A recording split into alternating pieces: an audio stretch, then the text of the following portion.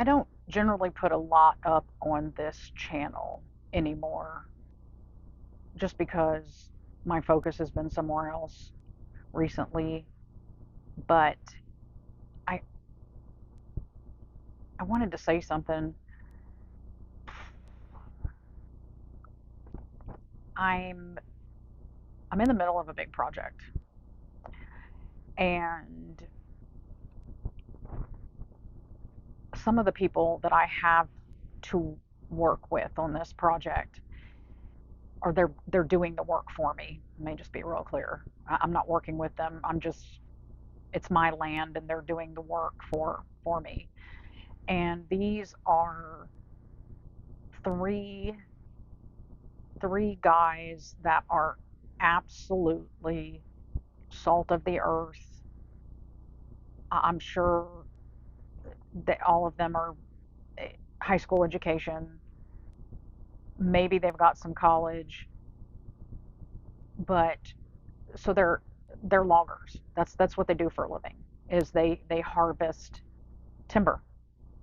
Okay, they have the equipment. They come in, they cut a road, and they take down really big trees and they haul them off and sell them to the lumber mill. That's their business.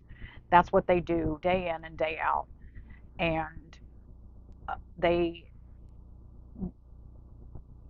outside of that, whenever there is a like a storm event, a lot of times they will do contract work for power companies, that kind of stuff, just because they have the equipment. They've got the chainsaws and they've got the truck and they can go in and then the power companies or municipalities will pay them.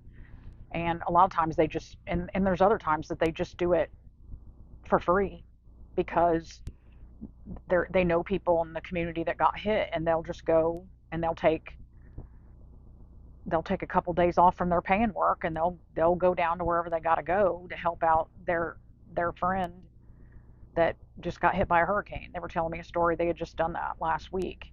But that's really not the point of what I want to talk about here. What I really want to talk about is that when I was speaking to them yesterday, we started talking about politics and government and taxes and stuff going on in the world, you know, NATO, the Ukraine Russia things, and these guys are actually incredibly well informed, I have to say. And I actually said that to them. I looked at all of them and I said, "Man, you guys are really, really well informed for a bunch of tree guys," jokingly, because at this point I know them pretty well. And I said, "You must be watching Tucker." And one of them laughed and said, "No, Huckabee. I like to watch Huckabee." But these are these guys are what America is all about. They work with their hands day in and day out. They their job, there's no way for their job to be remote. So, and their tools, their tools, their saws, their their logging truck, the I don't even know what you call it, but it's this big thing that has a long boom on it with a grapple, and that's what picks up the logs and puts it on the truck. And then there's a bulldozer and there's an excavator. Those those mechanical their equipment, that's their livelihood. That's how they make money. That's how they pay their bills. That's how they buy food. That's how they support their families. And it's becoming incredibly hard for them to do this job because of the price of diesel. All of that equipment runs on diesel. So I've just been incredibly lucky that I found them and they were willing to barter with me because if I had had to pay somebody to do what they are doing, it would have cost me a lot of money, a lot of money. And it's money that I don't really have to spare at this point in time.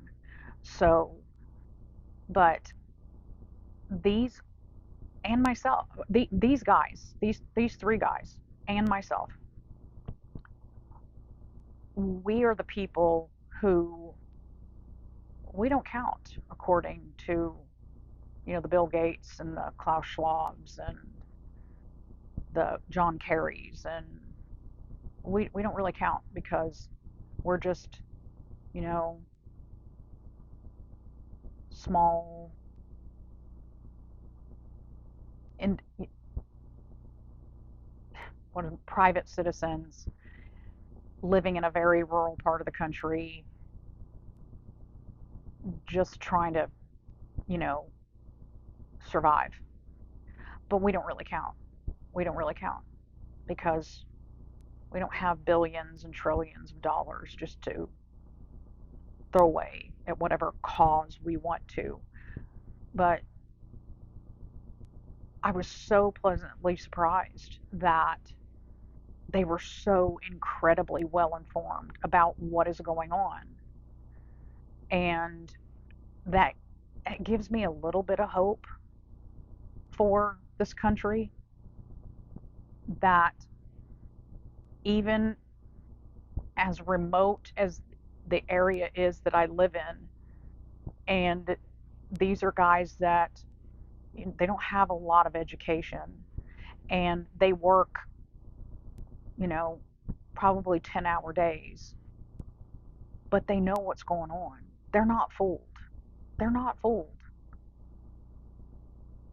And I wish the rich men up there north of Richmond would uh, go back out and talk to their constituents and figure out that your constituents aren't as stupid and uninformed and ignorant about the things that are going on in this country and out there in the greater world as you think they are.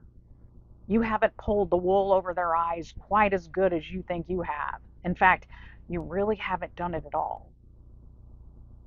That they're wise to the game. They're wise to the game.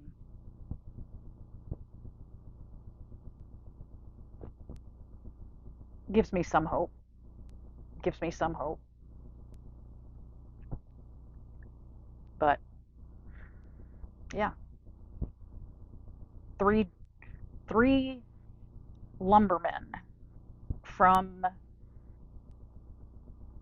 the poorest region in the entire United States, which is Appalachia, deep in the woods of western North Carolina, and they know what's going on.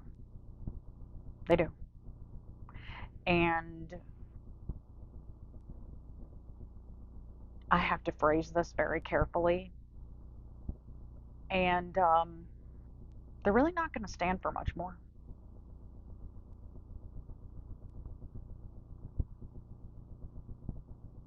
It was amazing how much my viewpoint and their viewpoints were in alignment. Actually, on those topics, we were in alignment. So the average Joe, the average Joe out here in the flyover portion of the country, we're not as ignorant and uninformed and sheepish as you think we are. Oh, you rich men up there north of Richmond. But we'll see. I'm just trying to build my little place on the hill where I can live in peace. That's all I want. That's all I want. At this point right now, I've been through the ringer lately. Actually, I've been going through the ringer since about 2016. So I'm ready for peace and quiet, and I'm hoping that I'll get peace and quiet. And tree guys are the first step, but that's a whole different topic. But yeah, people aren't as thick-witted and uninformed as the elites and academia would have you think.